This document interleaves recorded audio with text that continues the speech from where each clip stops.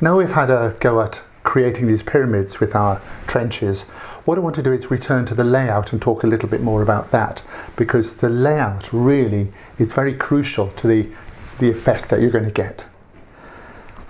So you saw that we laid out a grid first of all, with lines horizontally and vertically, and then we made cuts either across like this, vertically and horizontally, and produced a little square, or we went on a diagonal like this with our cuts and we produced more of a diamond shape. And you can see that here in what we did. So if we have our this is the bit we did earlier, this practice piece. So here it is in this orientation, and if I move it like this, then we have the diagonal orientation. But everything's based on this grid system. But what if we take this grid here, this piece of paper, and we actually wrap it round something? Can you see that? It's like starting here. The lines, instead of being flat, of course, are now going to go round in this lovely curve. And when we do the lines in both ways, we'll have these pyramids wrapping round with strong lines going up this structure. So you can see that in something like this here. This is one where the orientation is on a cylinder like that, and it goes round and you produce these lovely, this pyramid effect. But what if you didn't have these lines parallel like a grid like this? What if this was narrower at the bottom and wider at the top? Well, what will happen is you'll end up with something like this, and this is a classic pyramid pineapple finial, and as these get smaller, what you'll find is that it wraps around to the top like this. So this would be a pineapple finial on some sort of newel post. I'm not doing a pineapple finial, I'm going to be doing an acorn. So I'm actually going to sort of invert the effect so that I've got the cup rather on this top bit. But that's a really important point. It's all about this initial laying out first that really makes a difference to what it looks like. Let's just talk about how I'm going to hold this acorn. Here's my setup. Just ignore all these tapes on here for the moment. What I've got is essentially my acorn here, and this part, which I've used in other videos, is a piece of wood that basically clamps together with this little knob. And I found a couple of iron plates here that I'm using as an L shape, but you could make a joint. And that will sit in the vise here like that. If this is a little bit too big, as it was for my spigot here, I've wrapped a bit of tape, and that will take up a bit of space. And this washer in here, it's really just so that it clears this knob, which, funnily enough, for this particular piece was getting in the way. So that's my way I'm holding it this end here like this. Now normally between centre carving there is something at this end, and I would have this sort of thing, a spike that pulls in another waste bit at the other end here. But this acorn is actually quite nicely finished at this end. It comes to a little point. So I can't do that. I can only hold it at the spigot end here. So what I've made is a little holding rest that will fit in the vise too. So I'll bring that up. That'll be in there snugly. So that's stopping that being pushed down and damaging anything. And what's good about this is I'm now able to move it round and lock it, and move it round and lock it, so that when I carve, this is not going to spin. That's really quite important. Also for marking out, as I'll show you now. Let me show you the marking out of this thing. just ignore all these bits of tape for the moment and imagine this is blank. I'm going to show you step by step the stages I went through to mark this out. To begin with, what I did is on a blank bit of wood, I just sort of marked what I thought would be, you know, a nice sort of diamond shape or square shape, whatever, here. This is a sort of idea, I think.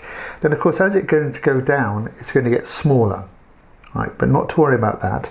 What we need to do is get our circumference first, the whole width of this grid, or the length of this grid here.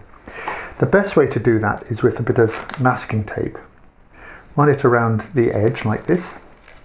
Go completely round so you come back up here, and then you can mark off the length of the tape. When you undo it, you'll have a length of tape like this, which you can put onto a ruler. And this marking here, this is me having estimated how I can divide this length of tape, the whole circumference, into something which is about what I had in mind here. But if you notice here, I've got a little bit left over, so I didn't quite work it out quite so well. So for me to I'm going to lose that little bit by increasing a millimetre here or there in some of these, so that it sneaks this whole division forward a little bit. You won't really notice that, because when you're looking at this piece of work, you can only ever see a part of it at a time. You can't see the whole thing. So anyway, so first of all, I've got my circumference. Now I need to divide, once I've got it from, sorry, my bit of paper here. Once I've got my bit of paper, I can put that back on, that's from the ruler, put this back on and mark these divisions. And I would mark them onto the end here so that they exist when I'm carving away the wood. So I've still got something to reference. So I've marked my divisions on the end here. Now what I need to do now is put a line on an axis dead straight down the middle to here. Now the best way to do that is to get yourself a template like this, just as a little piece of wood. This is square, everything's square. So this, if it's sitting neatly on the bench, is now horizontal. So I would line that up here on one of those marks, lock it, and then I'll draw down here, and I can bend this around like this. Yeah. As long as it's sitting comfortably on the bench, that will remain horizontal.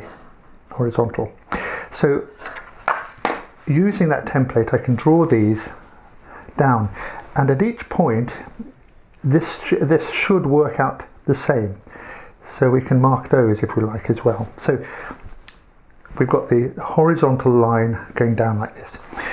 That's the second stage. Now the third stage here is, how do I get these lines going this way, the vertical lines or the horizontal, whichever way you're looking at it.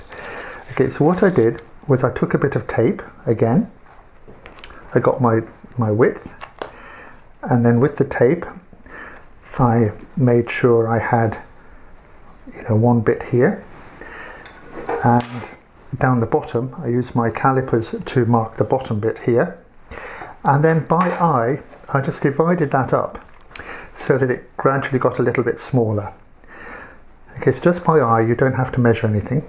So now I have, and I can put it on there, my 3 or 4 or 5, whatever, divisions. There they are.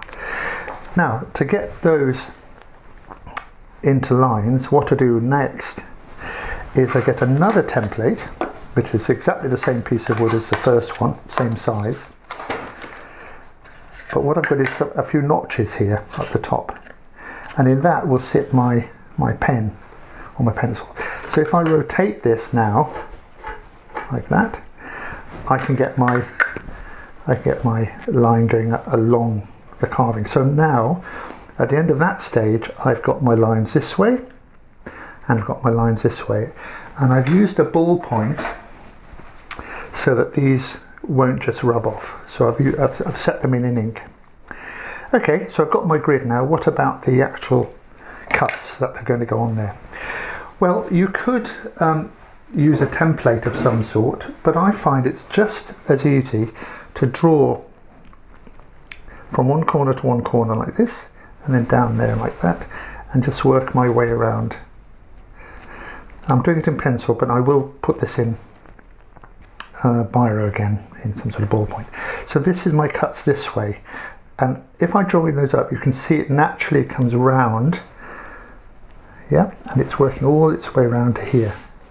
So just try and make a fluid line like that, and it's curving as it goes round. And then we do it the other direction, curving this way. So now I will have my grid. Now these lines will represent the tops, and I'm going to have to eye that through. In our exercise, I made that a red, red trough or something like that in here. But I think it's such a small thing that it's going to be a bit confusing. As long as I remember that these lines are the top of the ridge, and the trough will be in there, I can eye that through quite accurately, I think. So I'm now going to go back and finish this off, because I've left it obviously in stages, get this whole thing drawn out, and then we're ready for carving. And this is how I'm going to hold it nice and firmly in this holding device.